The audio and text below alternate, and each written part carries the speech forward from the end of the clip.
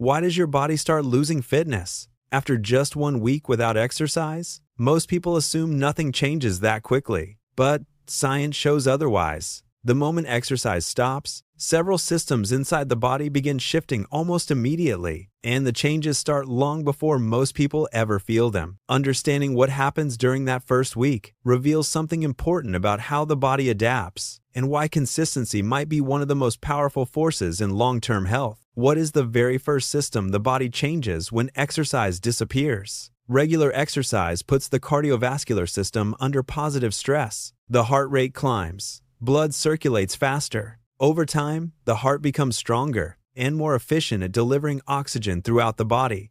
But that efficiency is not permanent. It is maintained only as long as the body receives a reason to keep it. Within the first 2 to 3 days without exercise, blood plasma volume begins to drop. Blood plasma carries oxygen and nutrients throughout the body.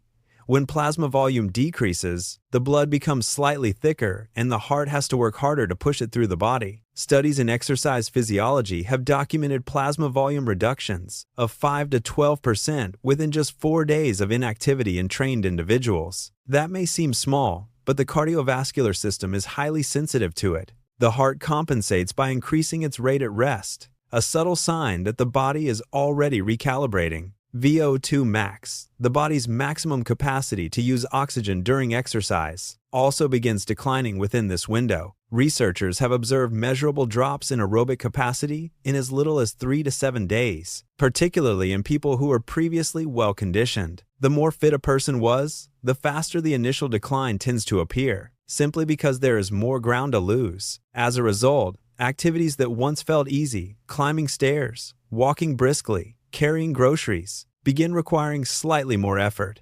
The body has not lost fitness completely, but by day 3, it has already stopped maintaining its previous level. So if the heart is already changing, what is happening inside the muscles? Muscles work in constant communication with the nervous system. When a person exercises regularly, the brain and muscles develop a highly efficient signaling relationship. The nervous system fires quickly, the muscles respond sharply, and movements feel smooth and coordinated. When exercise stops, that communication begins to slow down. The nervous system no longer needs to fire at the same frequency. The muscles, receiving fewer signals, become slightly less primed for activation. Within the first week, movements can begin to feel heavier. Not because the muscles have shrunk, muscle tissue takes much longer to actually decrease, but because the connection between the brain and the muscle has become less efficient. This is known as neuromuscular detraining. The motor units, the groups of muscle fibers controlled by a single nerve, begin losing their synchronized firing patterns. In practical terms, muscles generate force less efficiently than they did when exercise was consistent. Glycogen, the stored form of carbohydrates that muscles use as fuel, also begins to decrease when the muscles are not being regularly loaded. Lower glycogen stores mean the muscles have less readily available energy, contributing to that familiar feeling of heaviness or sluggishness during physical activity after a break. This is a critical distinction.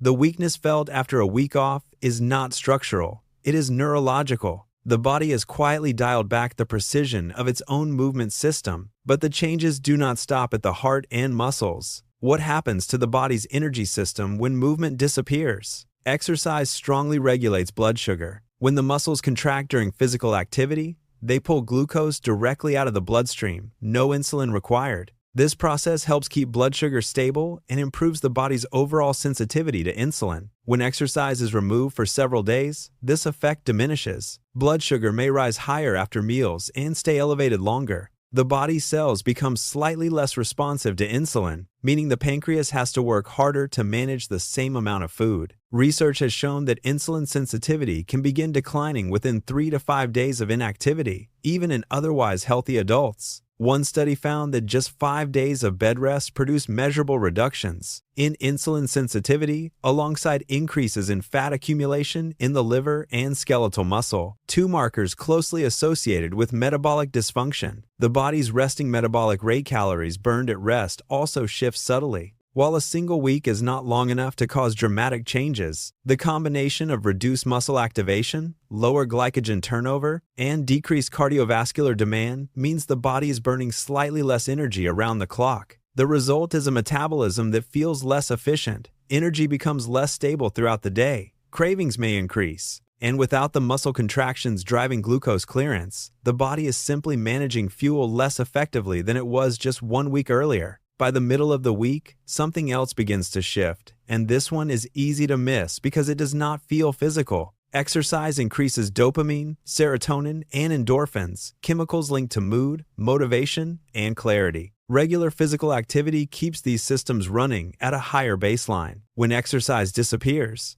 those chemical signals decrease. The brain adjusts to a lower baseline. The result is subtle but real. Less drive to move, slightly lower mood, reduced mental sharpness, and a creeping sense of fatigue that has nothing to do with physical exhaustion. Exercise also promotes the release of brain-derived neurotrophic factor, commonly known as BDNF. This protein supports brain health, learning, and memory. When physical activity decreases, BDNF levels begin to fall, and with them, some of the mental edge that regular exercise quietly provides. Sleep quality can also begin to suffer within the first week. Exercise helps regulate the body's internal clock and promotes deeper, more restorative sleep cycles. Without that physical stimulus, falling asleep may take longer, and sleep may feel less refreshing, which in turn makes the fatigue and low motivation feel even more pronounced during waking hours. This is the feedback loop that makes detraining self-reinforcing. The less the body moves, the less the brain wants to move. Motivation drops at the exact moment it is needed most.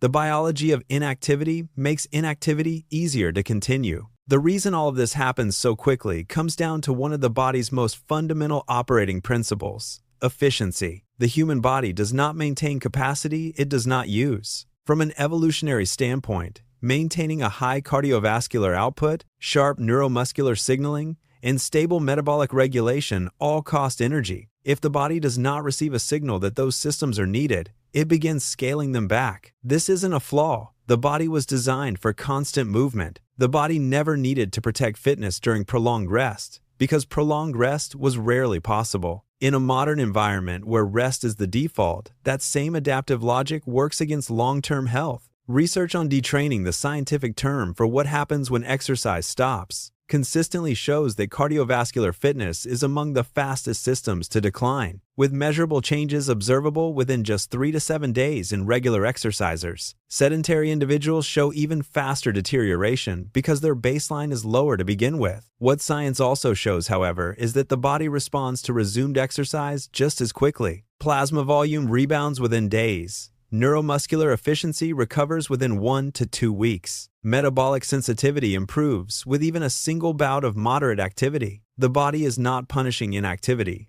It is adapting to it, and it adapts away from it just as readily. So what actually happens after 1 week without exercise? The cardiovascular system begins pulling back within days. The neuromuscular system becomes less precise.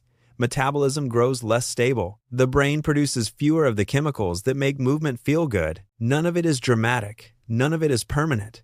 But all of it is real, and most of it begins long before the body sends any obvious signal. The body is constantly adapting to its environment. And when movement disappears, the body updates its settings accordingly. In biology, direction matters just as much as distance. A single week without exercise does not destroy fitness, but it does change where the body is headed.